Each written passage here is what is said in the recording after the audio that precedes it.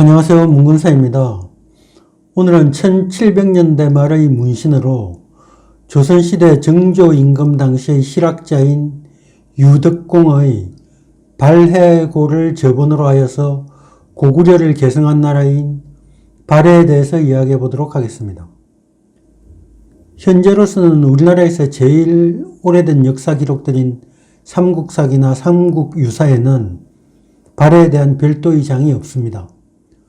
그런 탓으로 발해는 우리의 역사 속에서 소홀히 다루어져 온 측면이 있습니다. 우리는 일본과 이 독도 영유권 문제를 놓고 갈등을 빚고 있습니다.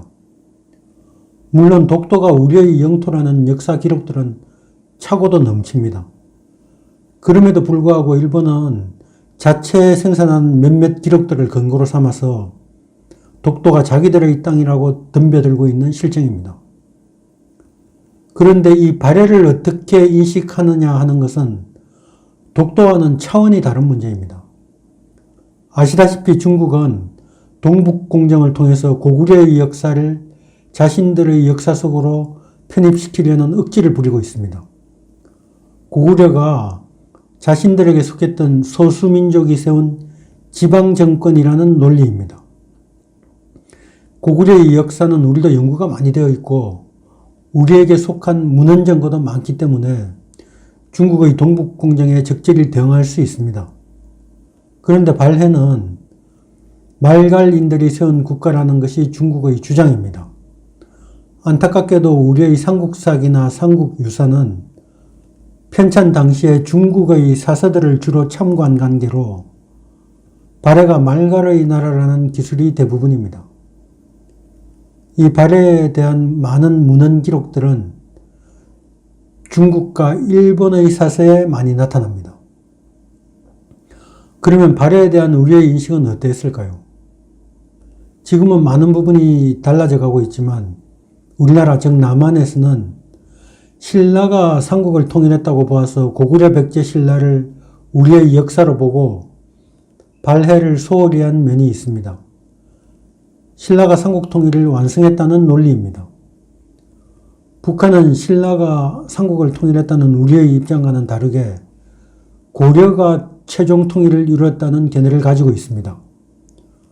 고려 이전에는 신라와 발해가 남북국을 이루고 있었다는 것입니다.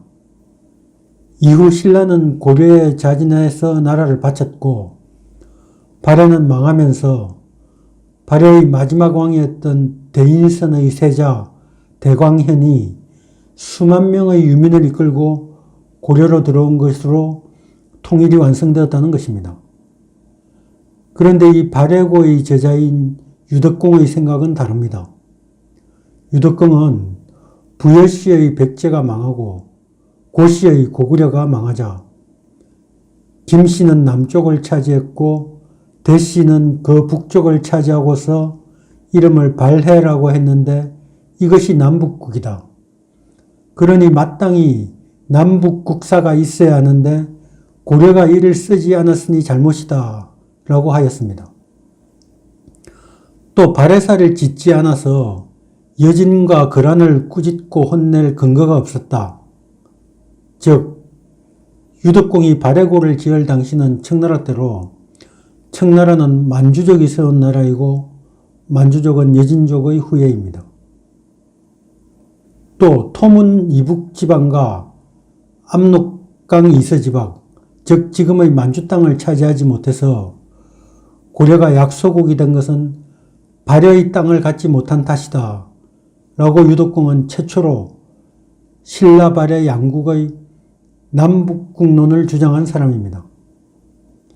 이어서 당나라 사람도 발해국기를 지었는데 왜 고려는 발해사를 편찬하지 않았는가 라고 고려가 발해의 역사를 편찬하지 않은 것을 한탄했습니다. 유덕공의 생각을 따르면 우리는 아직도 민족 통일을 이루지 못했습니다. 발해의 옛 땅과 고구려의 유민들이 모두 합쳐져야 진정한 통일이라는 주장입니다. 발해의 영토 그리고 역사와 관련이 있는 국가들은 우리나라, 중국, 일본, 러시아가 있습니다. 우리나라는 발해가 고구려를 개성한 나라이므로 당연히 우리의 역사라고 생각합니다. 그런데 중국은 발해를 자신들의 지방정권이었다고 주장하고 있습니다. 일본은 자신들이 발해로부터 받은 여러 장의 외교 문서를 근거로 해서 발해가 자신들의 조공국이었다고 주장하고 있습니다.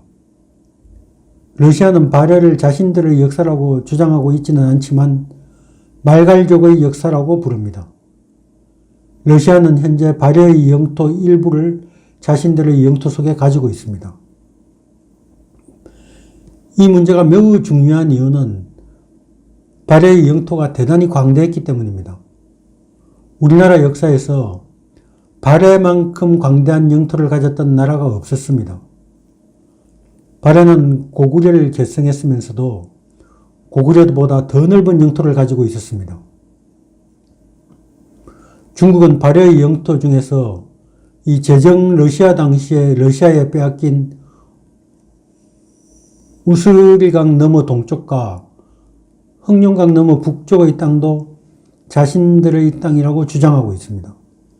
이 주장의 속내에는 발해의 강력이었던 신라와의 국경선, 즉 대동강에서 원산만에 이르는 지역도 자신들의 영토라는核심이 포함되어 있습니다. 중국은 영토에 대한 욕심이 너무나 강하기 때문에 발해를 근거로 현재 북한의 거의 대부분의 땅이 자신들의 소유라는 주장을 언제든지 할 준비가 되어 있습니다. 만약에 북한에 급변 사태가 발생해서 중국군이 남하한다면 중국이 이 주장을 들고 나올 가능성이 있습니다. 이렇기 때문에 우리는 중국의 동북공정을 절대 소홀히 넘겨서는 안 됩니다. 이스라엘은 2000년 전의 역사를 근거로 팔레스타인의 땅에 나라를 세웠습니다. 첫 번째로 쟁점이 되고 있는 것은 발해를 세운 사람들은 과연 누구인가라는 것입니다. 중국의 사서인 구당서에는 대저영은 고려 별종이다 라고 되어 있고, 신당서에는 고려 별종이란 본래 송말 말갈로서 고려에 부속되어 있던 자라는 해설이 붙어 있습니다. 중국은 이 기록을 근거로 발해를 세운 세력이 송말 말갈족이라고 주장합니다. 그러므로 발해는 중국의 지방정권이라는 것입니다. 일본의 사서에는 발해가 말갈족의 나라라는 기록이 아예 없습니다. 일본 측 사료에는 발해국보다는 고구려 또는 고려라는 명칭이 더 많이 사용되고 있습니다. 왜 그랬을까요? 당시의 일본은 발해가 고구려를 계승한 나라라는 것을 정확하게 인식하고 있었습니다.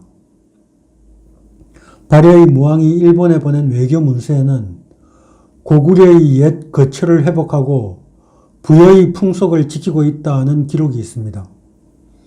일본의 지배 세력이 부여족인 것을 아는 발해가 고구려를 계승한 발해와 일본 사이에 친연성이 있다는 것을 알리는 내용입니다. 발해와 일본 사이의 공식 교류는 총 34번에 걸쳐 발해 사신이 일본에 파견되었고, 일본도 발해에 13차례 사절을 파견하는 등 긴밀하고 빈번한 교섭을 가졌습니다. 신라는 발해를 북국이라고 불렀습니다. 발해라는 나라의 이름이 있는데도 북국이라고 부른 이유는 단순히 발해가 신라와는 지리적으로 북쪽에 있기 때문에 그럴 수도 있고, 지금의 남북한처럼 언젠가는 통일해야 할 대상이라는 뜻에서 그렇게 불렸을 수도 있습니다. 신라가 발해에 사신을 보낸 기록은 공식적으로는 2번이 있습니다. 대신에 신라는 이 당나라의 요구를 받아들여서 당나라가 발해를 공격할 때 연합해서 발해를 협공한 기록도 있습니다. 이 전쟁은 날이 너무 추워서 당나라 군사들이 발해 국경에 도착하기도 전에 얼어 죽어버리고, 신라 측으로는 눈이 너무 많이 내려서 병사들을 전진시킬 수가 없어서 전쟁을 치르지도 못하고 끝이 납니다. 거란 국사에 기록된 바에 따르면 발해는 926년 멸망하기 직전에 신라의 구원군을 요청합니다. 그런데 당시의 신라는 이미 망해가는 중이라 자신을 지켜내기도 급급했기 때문에 그 요청에 응할 수가 없었습니다. 고려가 건국된 지 얼마 지나지 않아서 발해가 망하게 됩니다. 발해를 정복한 거란, 즉 요나라는 화친 목적으로 고려에 사신을 보내면서 낙타 50피를 선물로 바칩니다. 그런데 태조 왕건은 거란의 사신스런 명을 섬으로 유배시키고 선물로 받은 낙타는 개경의 만부교 아래에 메어 놓아서 모두 굶겨 죽입니다. 이것이 유명한 만부교 사건입니다. 이를 빌미로 요나라는 고려를 세 차례나 침공하게 됩니다. 왕건이 이런 정책을 편 의미는 명확합니다. 발해를 멸망시킨 거란을 적으로 인식하고 있었다는 것입니다. 거란의 소손령과 서희의談판을 보면 소손령은 자기들이 고구려 땅을 차지하고 있으니 옛 고구려 땅인 한반도 북부 지방도 자신들이 계승하여야 한다는 논리를 폈습니다. 이에 반해 고려의 서희는 고구려를 계승한 것은 현재의 영토가 아니라 계승의식에 있다고 하면서 고려가 고구려를 계승한 것은 나라 이름으로 이미 입증이 된다고 하였습니다. 결과적으로 고려는 거란으로부터 강동 육지의 영유권을 인정받습니다. 이 사건을 보더라도 과거의 역사를 정확하게 인식하고 자기의 역사를 주장하는 것이 국가 간에 있어서 대단히 중요한 요소라는 것을 알 수 있습니다. 두 번째로 발해가 과연 중국의 지방정권이었냐는 것입니다. 중국은 발해가 송말말갈의 나라라고 주장하고 송말말갈은 중국을 구성하는 여러 다민족 중의 하나이므로 발해는 중국에 복속하고 있는 지방정권에 불과하다는 것입니다. 그리고 발해의 왕들은 다 중국으로부터 관작을 받았기 때문에 발해는 중국 왕조에 묶여 있었다는 것입니다. 과연 그럴까요?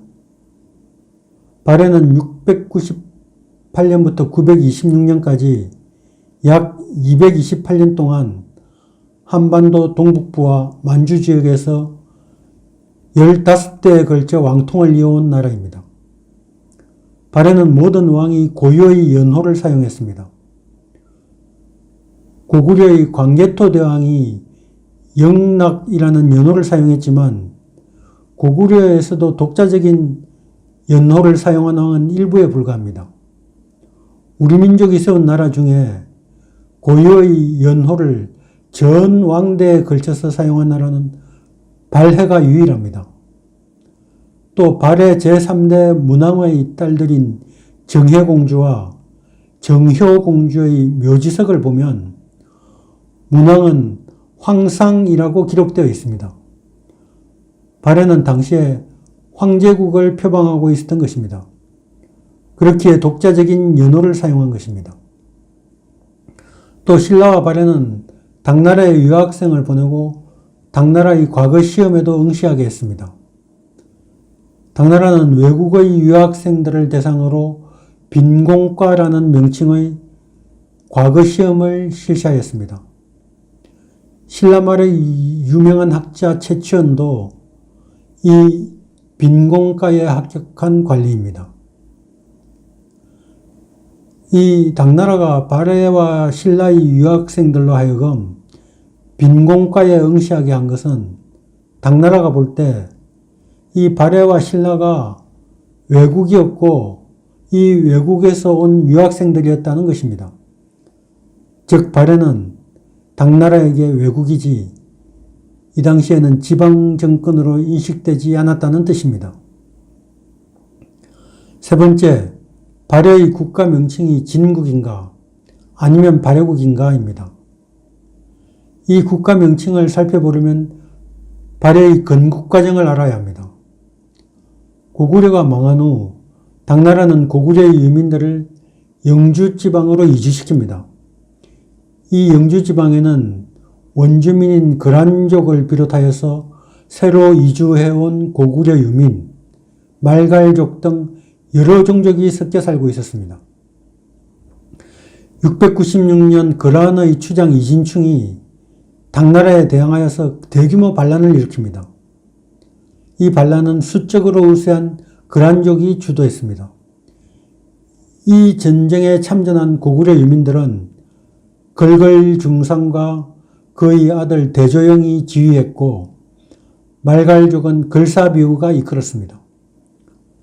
이때 동돌걸이 갑자기 당나라 편에 서서 참전하는 바람에 거란이 패하게 되었고 고구려 유민과 말갈족은 요하를 건너서 동쪽으로 도주하게 됩니다. 이 도중에 말갈의 족장 걸사비우가 전사합니다.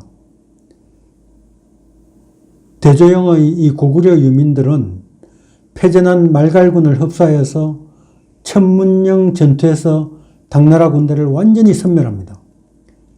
이 천문령 전투의 승리로 고구려 유민들은 동모산으로 가서 발해국을 건국할 수 있었습니다.